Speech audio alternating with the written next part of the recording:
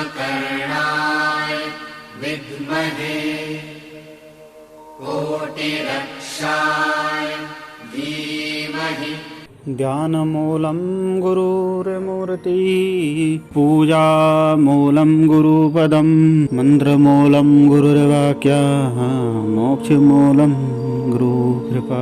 गुरुर्ब्रह्मा गुरुर्विष्णु गुरुर्देवो महेश्वर गुरुर्साक्षात् परब्रह्म तस्मै श्री गुरुवे नमः। ओम अपवित्रा पवित्रो वा सर्वावस्थांगतो वा याय स्मरेत पुंडरीकाक्ष सवायाभ्यन्तरः शुचिः सवायाभ्यन्तरः शुचिः।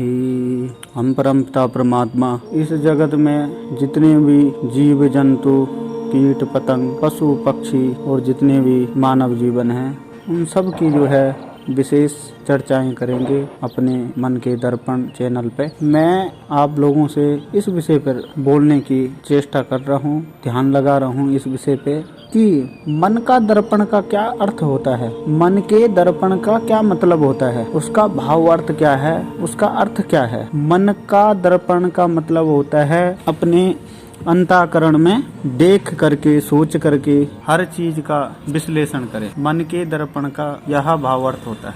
हम मन के दर्पण में आप लोगों से ये कहना चाहते हैं कि इस जगत में ना कोई सुख है, ना इस जगत में कोई दुख है, ना इस जगत में कोई सतयुग है, ना इस जगत में कोई कलयुग है। सतयुग सत्य में छुपा हुआ है और कलयुग झूठ में छुपा हुआ है। अगर हम सत्य बोलेंगे तो सतयुग है, अगर हम झूठ बोलेंगे तो कलयुग है। हम अपने जीवन में क्या करते हैं, क्या करना चाहिए, क्या नहीं करना चाहिए, उसका क्या परिणाम होता है, उसका क्या अंत होता है, उससे क्या हमें प्राप्त होता है, ये सब व्यक्ति की और हर मनुष्य की अपनी अपनी एक प्रवृत्ति होती है, अपनी अपनी एक सोच होती है। मैं आप लोगों से कहना चाहता हूँ कि हम धर्मशास्त्र की बात करते हैं, हम अपने सनातन धर्म की बात करते हैं, हम अपने सनातन धर्म में रहने की बात करते हैं, परंतु हम केवल बात और शब्द में ही रह जाते हैं। हम उस चीज को अपने जीवन में उतार नहीं पाते हैं, क्योंकि सवायाभ्यन्तरा शुचि का मतलब होता है कि हमें अपने अंतःकरण को सर्वप्रथम पहले पवित्र करना है। और पवित्र किस प्रकार से करना है? अपनी सोच से। अपने मन को पवित्र किस चीज से करने? अपने विचारों से, क्योंकि विचारों से हर चीज की उत्पत्ति होती है। बिना विचार की इस संसार में कोई भी चीज नहीं है। जब एक सोच होती है, उसी सोच से जो है हर चीज की उत्पत्ति होती है। अगर किसी मनुष्य का जन्म होता है तो एक सोच के कारण होता है। जब उसके माता पिता सोचते हैं, सोच करके ही संभोग करते हैं, तभी तो पुत्र की उत्पत्ति होती है या पुत्री की उत्पत्ति होती है। तो हमें संसार में सर्वप्रथम जो है अपनी अंतःकरण को पवित्र करना चाहिए और अपनी अंतःकरण की पवित्रता के लिए अपनी सोच को बहुत अच्छा रखना चाहिए। हम मनुष्य जीवन में हर चीज भगवान पे निर्भर रहते हैं और भगवान को दोष देते हैं। परमपिता परमात्मा ने हमें जीवन में सब कुछ दिया है। परमपिता परमात्मा ने सर्वप्रथम जो है हमारी उत्पत्ति हुई है परमपिता परमात्मा और हमारी माता पिता की सोच के कारण हुई है। भगवान ब्रह्मा जी ने फिर हमारी रचना की है। हमें आंख, दांत, नाक, हाथ, पांव किसी चीज की कमी हमारे जीवन में नहीं छोड़ी है। और भगवान विष्णु जी ने हमारे पालन पोषण के लिए हमारी हर जगह व्यवस्था कर रखी है। भगवान विष्णु हमारा पालन पोषण करते हैं। जो भी हम इस जगत चराचर में जो भी भोग करते हैं वो सब चीज़ जो है भगवान विष्णु की कृपा दृष्टि से प्राप्त होती है। और अगर हम अपने जीवन में कभी ऐसे मार्ग पे चले जाते हैं जहाँ जो है जो मार्ग हमारे लिए उत्तम नहीं होता है, तो भगवान शंकर जी हमें बार बार जो है संकेत करते हैं। और फिर अगर हम उन संकेतों को नहीं समझ पाते तो भगवान शंकर जी जो है हमें दंड देते हैं। मनुष्य की प्रवृत्ति कैसी होनी चाहिए? मनुष्य की प्रवृत्ति किस प्रकार होनी चाहिए? सोच से ही हर चीज़ की उत्पत्ति होती है।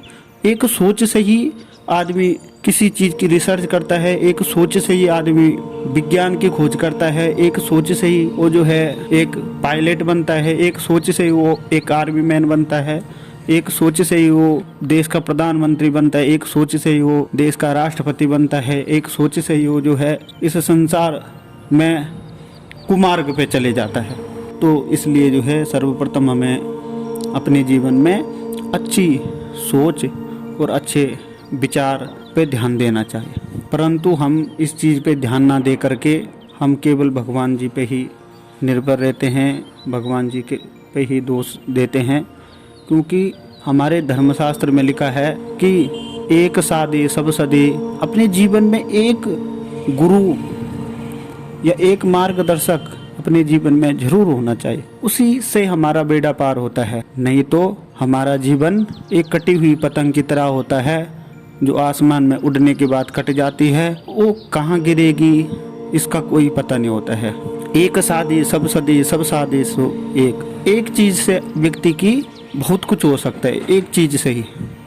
अगर व्यक्ति का एक लक्ष्य होगा, एक उसकी धारणा होगी, तो वो जरूर अपने उस स्थान पर चले जाएगा। परंतु हम बार बार अपनी सोच को चेंज करते हैं, इसीलिए हमारे जीवन में ये सब विघ्न बाधा उत्पन्न होते हैं। क्योंकि हमारे धर्मशास्त्र में लिखा है कि गुरु सचिव वेद प्रिय बोले, जो आस राज धर्म तिन को होई वेग ही नाश। हम न अपने जीवन में किसी को गुरु समझते हैं, न किसी सचिव की समझते हैं, न किसी जो है डॉक्टर की बात समझ पाते हैं। क्योंकि गुरु सचिव, गुरु का मतलब होता है कि जो आपको अंधकार से प्रकाश की ओर ले चले, जो आपको बार बार मार्गदर्शक मार्ग में ये बताए कि आपके लिए ये उचित है, ये उचित नहीं है। सचिव का मतलब होते है जो हमारा पालन पोषण कर रहा है, जो हमारे घर को चला रहा है। गुरु सचिव वेद, वेद बोलते हैं डॉक्टर को। अगर हमें कोई देह रोग हो जाता है, हमें कोई बीमारी होती है, तो हम डॉक्टर को ही फॉलो करते हैं, डॉक्टर की ही बात को समझते हैं। जो उपकरण के माध्यम से वो हमें सीटी स्कैन, एक्सरा या जो भी वो एंटीबायोटिक दवाई जो भी वो हम पे यूज करते हैं, हम उनके पराधीन हो जाते हैं, हम उनके हो जाते हैं। फिर डॉक्टर अपने विचारों से, अपनी योग्य के अनुसार हमें जो है उस रोग से बाहर निकाल पाते हैं। इसी प्रकार हमें जो है अपने जीवन में भी अपने गुरु और सचिव के पराधीन हो जाना चाहिए, उनके बताए हुए मार्ग पे ही चलना चाहिए। जब आपको आपकी बाल अवस्था हो तो आपको जो है खेल कूद में रहना चाहिए 5 वर्ष तक। 5 वर्ष के बाद आपको अपनी विद्या अर्जित करनी चाहिए 16 वर्ष तक। 16 वर्ष के बाद आप जो है एक युवा में आते हैं, उसके बाद आपको जो है अपना मार्ग स्वयं चुनना चाहिए, तब जा कर के आप अपने लक्ष्य पे प्राप्त होंगे, अपने मार्ग को ढूंढ पाएंगे। हमारे धर्मशास्त्र में पहले ही लिखा हुआ है कि बचपन खेल कूद में खोया, जवानी भर नींद भर सोया, और बुढ़ापा आते ही रोया। बचपन में हम क्या करते हैं, खेल कूद में अपना जो है खत्म कर देते हैं, और बुढ़ापा बचपन खेल कूद में खोया, जवानी में नींद भर सोया। फिर जब हमारी जवानी होती है 16 साल से 30 साल के बीच में, हम नींद भर सो जाते हैं। हम ये सोचते हैं कि परमात्मा हमारा साथ देगा और हमें जो है हमारा भाग्य खोलेगा, और जब बुढ़ापा आने लगता है फिर हम रोने लगते हैं कि हमारे साथ तो न्याय नहीं हुआ। पूरब, पश्चिम, उत्तर, दक्षिण, इन तीनों दिशाओं में व्यक्ति को संघर्ष करना चाहिए, परंतु हम मनुष्य जीवन है, हम पूरब, पश्चिम, उत्तर, दक्षिण का मकान ढूंढते हैं, बोलते हैं कि हमारे मकान में कोई दोष है। फिर हम इस सब्जेक्ट को उठाते हैं, फिर हम अपने धर्मशास्त्र को ढूंढते हैं, फिर हमारे धर्मशास्त्र के ज्ञाता हमें बताते हैं, हमें समझाते हैं कि आपके घर में इस प्रकार का दोष है। दोष हमारे अंदर होता है, दोष न किसी घर में होता है न किसी पे होता है, दोष हमारे अंतःकरण में होता है। हम अपने मन के दर्पण में अपने आप को नहीं देख पाते हैं, दोष यहाँ होता है, ना कि दोष किसी घर में होता है, किसी भूमि पे होता है। उसका तो बंटवारा हो चुका है भूमि का। जहाँ शमशान घाट है वहाँ शमशान घाट है, जहाँ तीर्थ स्थान है वहाँ तीर्थ स्थान है, जहाँ एक मठ है वहाँ एक मठ है, जहाँ एक मंदिर है वो मंदिर है, जहाँ एक ग्रस्त आश्रम में परिवार रहते हैं वहाँ एक कॉलोनी घर है। भूमि में आप कौन सी भी दिशा में खड़े हो जाओ, भूमि किसी का कोई नुकसान नहीं करती है, भूमि किसी को अहित नहीं करती है भूमि, भूमि का हम ही अहित करते हैं, अन्याय करते हैं भूमि के साथ। पृथ्वी ना किसी का अहित करती है, ना किसी के साथ अन्याय करती है। हम अगर अपने दिनचर्या में नहीं रहेंगे, प्रातःकाल नहीं उठ पाएंगे, तो ये किसी घर का, मकान का, पूरा पश्चिम उत्तर दक्षिण का कोई दोष नहीं, ये हमारा खुद का दोष है। जीवन में वह व्यक्ति उज्जवल भविष्य की ओर चलता है जो सूरज को उठाता है। वो व्यक्ति कभी जीवन में उज्जवल भविष्य की ओर नहीं जाता है जिसको सूरज उठाता है। जब सूरज हमारे सर के ऊपर हो, अगर हम तब अपना निंद्रा में सो रहे हैं, तो सूरज हमारे ऊपर से चले जाएगा, वो समय हमारे ऊपर से लुप्त हो जाएगा। इसीलिए हमें अपने मन के दर्पण में अपने आप को देखना चाहिए, अपने विचारों को, अपनी कमियों को दूर करना चाहिए, तभी जो है हमें जीवन में कुछ प्राप्त होगा। हम तो केवल और मात्र दोष रहित ही बात करते हैं। हम कहते हैं कि परमात्मा ने हमें कुछ नहीं दिया, परमात्मा ने हमें संसार में सब कुछ दिया है, हम परमात्मा को कुछ नहीं दे पा रहे हैं। यही सच है। हमने अपनी मानसिकता को ही इस रूप में बना रखा है कि परमात्मा हमारा भाग्य उदय करेगा, परमात्मा आपका भाग्य उदय जरूर करेगा, परंतु जब आप जागोगे, अपनी इंद्रियों को अपने बस में करोगे, अपनी इंद्रियों को जब आप साधोगे आप, तब जा करके जो है आपका कुछ, आपके अंदर एक जो है बहुत अच्छी एनर्जी की उत्पत्ति होगी। अगर हमारे अंदर कुछ है नहीं, हमारे अंदर विवेक नहीं है, अगर हमारे अंदर बुद्धि है, विवेक है, अगर आप ये समझते हो कि हमारे अंदर कुछ नहीं है, तो ये और केवल आपकी एक सोच है। अगर इस संसार में कुछ है नहीं तो हम इस रूप में कैसे देख रहे? एक स्त्री में हम भिन्न भिन्न रूप कैसे देख रहे हैं? जिसने हमें जन्म दिया उसको हम माँ कहते हैं, जो माँ से जन्म हुई उसको बहन कह रहे हैं, जो माँ से जन्म हुआ वो भाई हो गया। एक स्त्री में हम भिन्न भिन्न रूप कैसे देख पा रहे हैं? हम एक स्त्री में अपनी इंद्रियों के द्वारा नाना प्रकार के रूप देख पा रहे हैं। जब हमारी माँ, बहन, हमारी मौसी, बुआ हमारे एक साथ हम उनको देखते हैं तो हम उनमें अपनी मातृ शक्ति देखते हैं, माँ और बहन का रूप देख पाते हैं उनमें। परंतु अगर वहाँ पे हमारी धर्मपत्नी आ गई तो हम उसमें जो है अपनी एक पत्नी, एक गृहिणी का रूप उसमें देख पाते हैं। और जब हम अपने जीवन में संभोग की ओर जाते हैं तो हम अपनी पत्नी की चेष्टा करते हैं।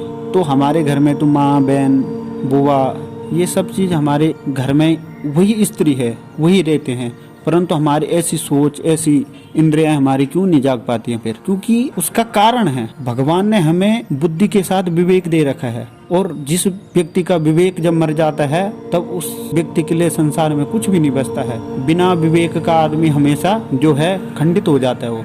इसीलिए जो है हमें अपने जीवन में विवेक की उत्पत्ति करना चाहिए। बुद्धि तो भगवान ने दे रखी है, उसके साथ अपना विवेक भी जरूर जगाना चाहिए। पशु और मानव में केवल यही फर्क है, पशु में केवल बुद्धि है, विवेक नहीं है, और मानव में भी यही फर्क है कि उसके पास बुद्धि है परंतु अपने विवेक को खत्म करता है। जो व्यक्ति अपने विवेक को खत्म कर देता है उसके लिए संसार में केवल और केवल अंधकार ही रहता है और कुछ नहीं रहता है। पशु का जन्म जब एक माँ के गर्भ से होता है, 1 साल 6 महीना, 2 साल 3 साल बाद जो है वो उसी माँ को गर्भवती कर देता है, क्योंकि उसका कोई समाज नहीं होता है, उसका विवेक खत्म हो जाता है। परंतु जब हमारा अपनी माँ से जन्म होता है तो हमारे नाना प्रकार के रिश्ते होते हैं, भाई बहन, चाचा चाची, ताऊ ताई, फूफा मामी मामा, बुआ भाई, इष्ट मित्रगण, क्योंकि हमारे साथ हमारा विवेक काम करता है,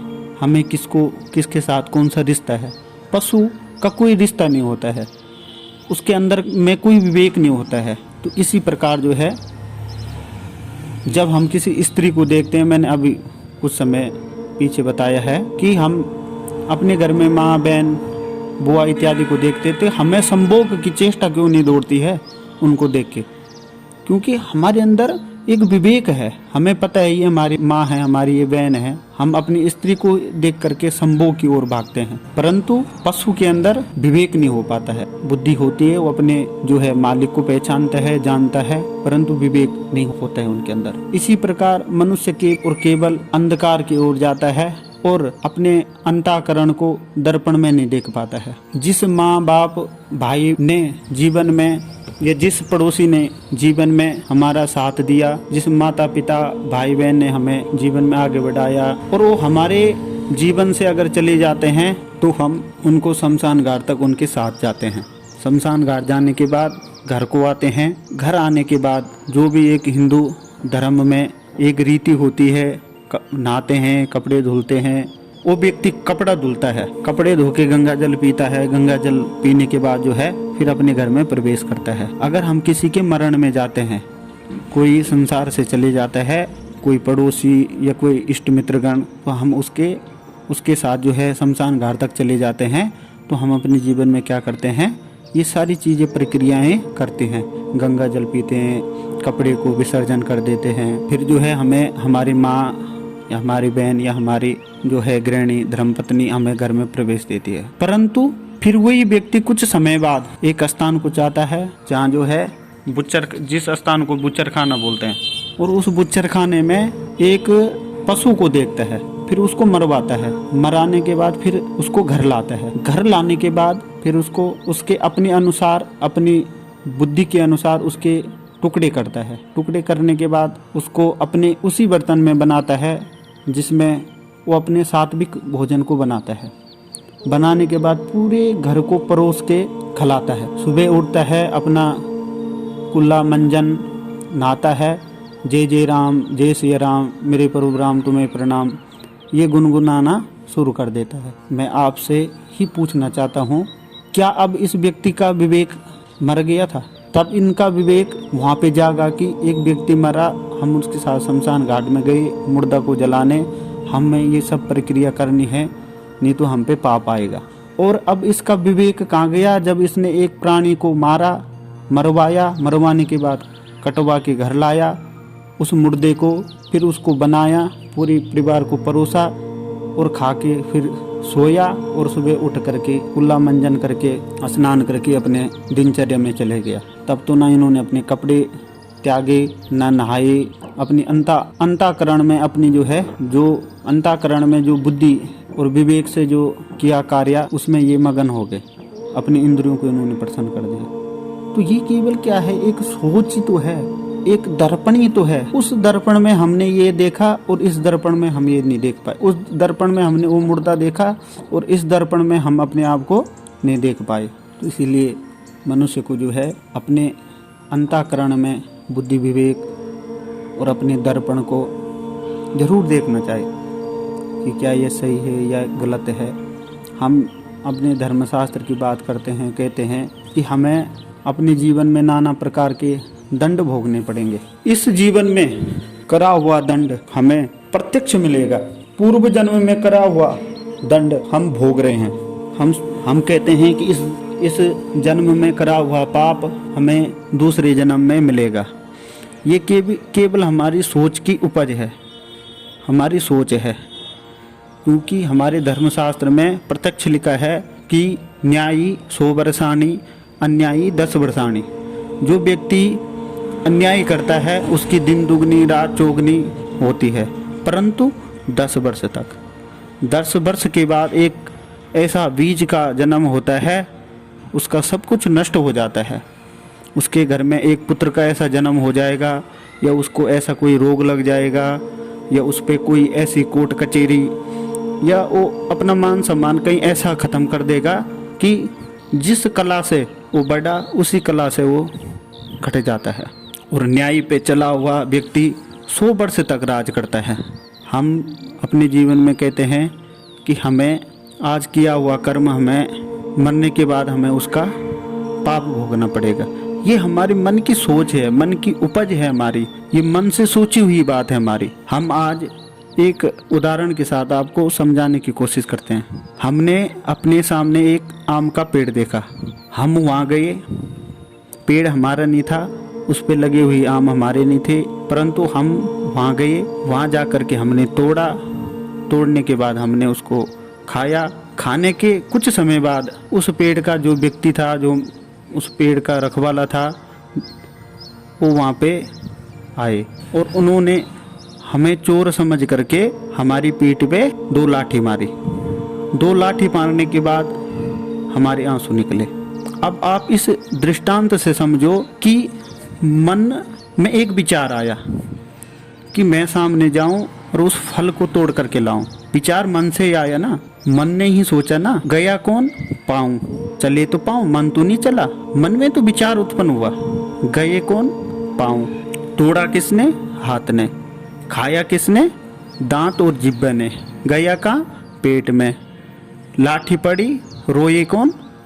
आंसू कहाँ से निकले? आंख से। देखा किसने? आंख ने। पहले तो आंख ने ही देखा ना, सोचा मन ने, देखा आंख ने। गए पाँव, तोड़े हाथ ने, लाठी पड़ी पीठ पे, आंसू निकले आंख से। तो ये प्रत्यक्ष प्रमाण नहीं है, यही सत्य है, यही एक समझने की परिभाषा है। हम जो मन से सोचेंगे उसको हम अपने जीवन में उतारेंगे, वही हमारे लिए सत्य बन जाएगा, वही हमारे लिए असत्य बन जाएगा, वही हमारे लिए सतयुग बन जाएगा, वही हमारे लिए कलयुग बन जाएगा। इस प्रकार जो है अपने जीवन में हमेशा जो है अपनी अंतःकरण में सबाया भिंतरा शुचि, अपने अंतःकरण को पवित्र करना चाहिए। और अंतःकरण से सोचा हुआ और अंतःकरण में अपना जगा हुआ विवेक ही व्यक्ति का काम आता है। तीर्थ स्थान की गंगा शरीर को धुलती है, पाप को नहीं धुलती है। हम तीर्थ स्थान में जाते हैं, अपने पाप आदमी के अंतःकरण में होते हैं, और तीर्थ शरीर को धुलता है, ना कि हमारे पाप को धुलता है। हमारे धर्मशास्त्र में स्पष्ट रूप से लिखा है कि माता रोई जन्म जन्म को, बहन रोई 6 मासा, प्रिया रोई घड़ी 2 घड़ी, फिर करे घरवासा। अगर हम इस संसार से चले जाएंगे ना, तो हमारी माँ हमारे लिए जन्म जन्म के लिए रोएगी, परंतु बहन, जो हमारी बहन होगी, भगनी, वो हमारे लिए केवल मात्र और मात्र 6 महीने के लिए रोएगी। प्रिया करे घड़ी 2 घड़ी वासा, जो हमारी धर्मपत्नी होगी वो घड़ी और 2 घड़ी ही रोएगी, फिर वो भी अपना जो है ग्रस्त जीवन में लग जाएगी। तो किसी के हमारे जाने से, संसार से हमारे जाने से हमारे साथ जो जाएगा केवल और केवल हमारा पुण्य ही जाएगा। ना हमारी माँ साथ जाती है, ना बहन साथ जाती है, ना हमारी धर्मपत्नी जाती है, ना हमारी जो है कमाई हुई संपत्ति साथ जाती है। केवल और केवल जाते हैं तो आदमी का पुण्य जाता है, उसने जो पुण्य किया हो वो साथ जाता है। राम नाम ही व्यक्ति के अंत में काम आता है। इसीलिए जो है व्यक्ति को अपने अंतःकरण में क्या करना चाहिए? अपने विवेक को जगाना चाहिए। बुद्धि परमात्मा ने सबको दी है, विवेक आदमी को खुद होना चाहिए कि किसके साथ क्या व्यवहार होना चाहिए, हमारा कहाँ पे क्या धर्म है। हम केवल अज्ञानवश ही अपने जीवन को जो है अंधकार में ले चलते हैं। अगर हमारे पास थोड़ा धन संपदा आ गई, कहीं पे मान प्रतिष्ठा आ गई, तो हम अहंकार हमारे अंदर जो है झलकना शुरू हो जाता है। हम सोचते हैं कि ये हमारी बुद्धि है, हमारा माइंड है, हमारा दिमाग है, हमें ये कला आ गई। ये कला भी भगवान ने ही आपको दी है, आप गलत सोच रहे हो। ये परमात्मा ने ही आपको बुद्धि दी है। आपने इस चीज़ को ये मत सोच करके चलो कि ये जो है मेरा माइंड है। ये माइंड भी भगवान ने ही आपको कहीं ना कहीं दिया हुआ है। आपने विद्या अर्जित करी, अपना विवेक पे काम किया, तो भगवान ने आपका साथ दिया। परंतु हम मनुष्य जीवन में केवल यही अज्ञान है, हम अपने अहंकार में अटूट हो जाते हैं। हम सोचते हैं कि ये सब तो मेरे माइंड का खेल है, मैंने किया है। भगवान जन्म मरण यश अपयश ये सब परमात्मा के हाथ में है। मेरा जन्म कहाँ होगा, कैसे होगा, ये सब परमात्मा के हाथ में है। मेरा मरण कहाँ होगा, मैं संसार में कहाँ पे मरूंगा, ये सब परमात्मा के हाथ में है। यश अपयश, मुझे कहाँ यश मिल सकता है, मेरी कहाँ मान प्रतिष्ठा होगी, ये सब परमात्मा के हाथ में। मेरा कहाँ अपयश होगा, ये सब परमात्मा के हाथ में है। मेरा कहाँ पे मान सम्मान खराब होगा, ये सब परमात्मा के हाथ में है। तो अगर जीवन में कोई ऐसा मोड़ आता है जहाँ पे आपका यश और अपयश होता है, तो आपको परमात्मा को ही उस चीज़ को समर्पित कर देना चाहिए। अगर आपको कहीं मान प्रतिष्ठा मिल रही है, तो परमात्मा के चरणों में चले जाओ कि भगवान ये सब आपका ही है। और अपयश भी मिल रहा है तो परमात्मा के चरणों में चले जाओ कि परमात्मा आपने उससे शब्द बुलाए होंगे। तो व्यक्ति को अपने जीवन में जो है अपने अंतःकरण को पवित्र करना चाहिए।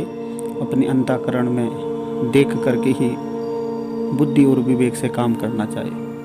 हमारे धर्मशास्त्र में नाना प्रकार के मंत्र हैं, उनके अर्थ हैं। सर्वबाधा विनर्मुक्तो धन धान्य सुतन विता मनुष्यो मत प्रसादेनम भविष्य ना संशया।